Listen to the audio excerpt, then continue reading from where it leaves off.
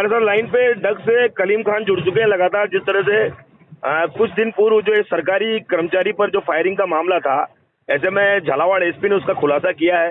किस तरह का जो है पहला पहलू देखते हैं कलीम, लगातार जिस तरह से जो पटवारी पे जो हमला हुआ है उसके बाद उसको झालावाड़ रेफर किया है। घटनाक्रम का पूरा क्या माना जाता है मोटो? घटनाक्रम ये था कि जमीन को हत्याने की नियत से जानलेवा हमला किया गया था जी। उसके बाद वो कानून जो थे वो डक पहुंच गए तुरंत जी।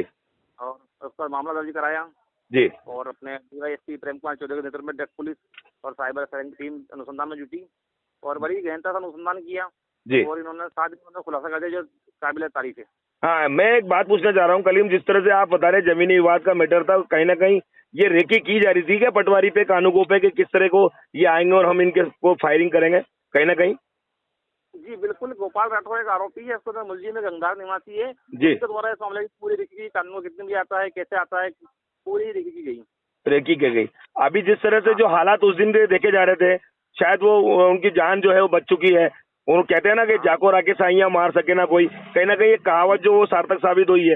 लेकिन इस तरह की घटनाएं जो जमीनी विवाद की डग क्षेत्र में ज्यादा देखने को जा रही है कलीम, क्या पुलिस की कार्यप्रणाली पे भी कहीं ना कहीं सवाल उठते हैं? नहीं, इस मामले को जब अनुसंधान हमने गहनता से किया तो पुलिस का यहाँ पे पॉजिटिव रुख सामने आता है और बड़ी 7 दिन की बड़ी मेहनत से दिन रात उन्होंने 1 या 100 से अधिक जवान जुटे जी। उसके बाद इस कार्रवाई को सब अंजाम दिया। जबकि इस मामले में आरोपियों द्वारा ध्यान रखा गया कि कोई भी कैमरे के नजर में नहीं आना और न ही किसी प्रकार से मोबाइल का प्रयोग किया ताकि ट्रेस होने की संभावना हो जाए। जी जी। और इस मामले को जो डीवाईएसपी हमारा प्रेम जी है जी, उन्होंने ह्यूमन इंटेलिजेंस का आधार पर खुलासा किया है इसका। बिल्कुल बिल्कुल।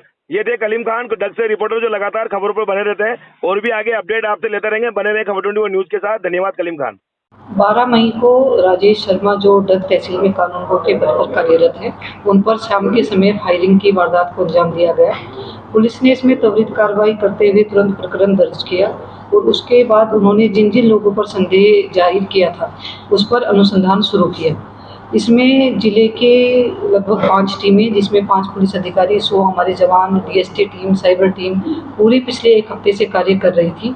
उन्हीं अथक प्रयास हमारे हुए, उसी से ये पूरा का पूरे प्रकरण का खुलासा हुआ है। इस पूरे घटना के पीछे जो मोटिव था वो इन परिवादी का आपस में एक पारिवारिक विवाद पुश्तैनी जमीन को लेकर चल रहा था अपने भाई के साथ में, जो रेवेन्यू कोर्ट में भी जिसका मामला अभी लंबित है। वो जमीन कालांतर में इनके भाई के द्वारा इलाके के ही खराब सूरत वाले लोगों को बेच दी गई। उन्होंने ये जमीन को हथियाने के लिए इस वारदात को अंजाम दिया, क्योंकि आगामी दिनों में पास में ही इसकी एडीजे कोर्ट में इस केस की सुनवाई थी।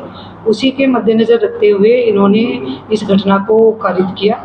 इसमें अब तक लगभग टोटल 5 आरोपियों को गिरफ्तार किया जा चुका है, जिसमें मुख्य साजिशकर्ता संजू मीणा और महेंद्र राठौड़ को गिरफ्तार किया गया है, जिनका इस जमीन में हिस्सेदारी थी।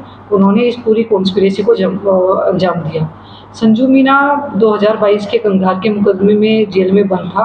अपनी जेसी के दौरान ही उसकी मुलाकात श्याम सिंह नाम के अपराधी से हुई, जो उस समय जेसी में था। बाहर आने के बाद में इस जमीन को हथियाने के लिए उसने श्याम सिंह से संपर्क किया और श्याम सिंह को पैसों का लालच देके अपने इस षड्यंत्र में शामिल किया। श्याम सिंह ने अपने साथ अपने साथी महेश पंडित को इसमें जोड़ा। महेश पंडित की बाइक पर बैठकर श्याम सिंह ने उस शाम को इस घटना को अंजाम दिया।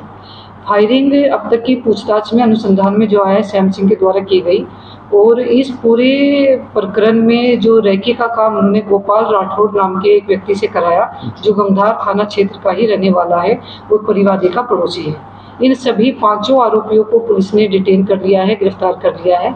इनसे जो हथियार इन्होंने इस अपराध में इस्तेमाल किया उसकी रिकवरी के प्रयास चल रहे हैं। जो बाइक इन्होंने इस अपराध में इस्तेमाल की उसकी रिकवरी के प्रयास चल रहे हैं। इनके पुराने क्रिमिनल रिकॉर्ड को खंगाला जा रहा है।